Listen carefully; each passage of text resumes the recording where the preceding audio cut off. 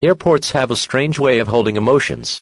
For some, they are places of joy and reunion, with laughter echoing in the halls as families run into each other's arms. For others, they are places of goodbyes heavy with silence, tears, and unspoken words. But for Emily, this airport meant something else entirely. She stood in line at the crowded terminal, balancing her suitcase with one hand, while cradling her 10-month-old daughter, Lily, against her chest. She was tired, exhausted, really. It wasn't just the long journey ahead, it was life itself. Ever since Lily was born, Emily had been raising her alone.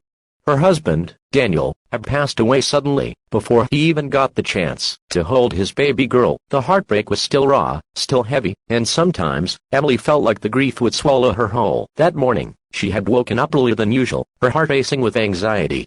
Traveling alone with a baby was no easy task. She worried about how Lily would behave on the plane, about whether she could manage the luggage, about whether anyone would notice just how close she was to breaking. As she moved slowly toward the security checkpoint, her eyes caught sight of him, an elderly man, sitting alone in a wheelchair, just to the side of the busy terminal. His clothes were worn, his hands trembling slightly as he tried to open a small packet of crackers. People bustled past him, businessmen with briefcases, families rushing to their gates, couples holding hands. No one seemed to notice him. Emily did. But she told herself to keep walking. She had enough on her plate already. A crying baby, a heavy suitcase, a broken heart.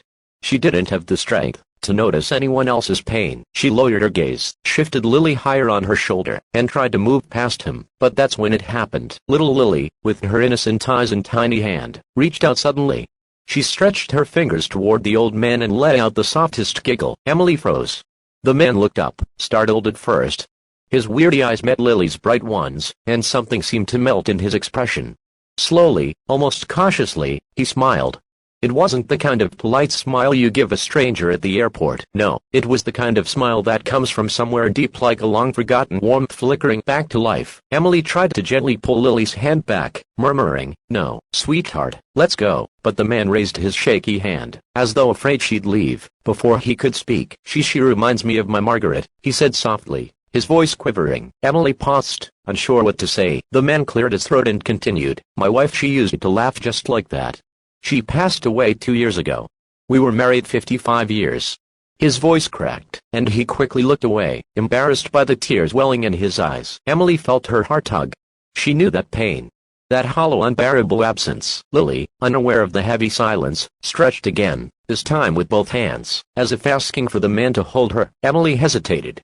Handing her baby to a stranger, any stranger, felt unthinkable. But there was something in his eyes. A loneliness she understood.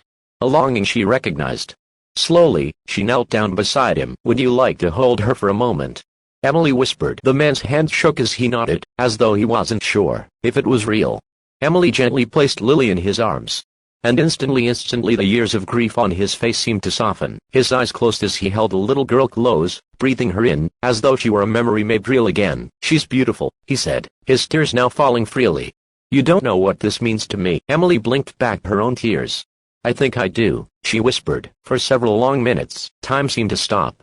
The chaos of the airport faded into the background. There was no rushing, no stress, no loneliness, just an old man and a baby, bound together by something beyond words. Finally, when Lily began to squirm, Emily reached to take her back. The man held on just a second longer before letting go, his hands trembling as he did. "Thank you," he whispered, his voice breaking. "I didn't think anyone still saw me. I didn't think I mattered anymore." Emily placed her hand gently on his arm. "You matter," she said firmly. "Don't ever think you don't." The man smiled through his tears. "And so do you, young lady. You are stronger than you think.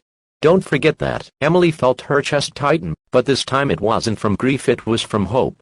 Somehow, in the crowded airport full of strangers, a baby's innocent gesture had connected two broken hearts. As she walked away at Watergate, Emily turned back one last time. The old man was watching her, his eyes brighter, his shoulders straighter, as if Lily's little hands had reminded him of something precious. Life still had meaning. Emily held her daughter a little tighter, whispering, "You did something amazing today, sweetheart." And in that moment, for the first time in a long time, she didn't feel quite so alone. Because sometimes, kindness doesn't come from grand gestures or planned acts. Sometimes, it comes from the smallest of hands, reaching out at the perfect moment, to remind us all that love still exists even in the most unexpected places. If this story touched your heart, remember to share it, because kindness is contagious. And if you'd like to hear more stories like this one,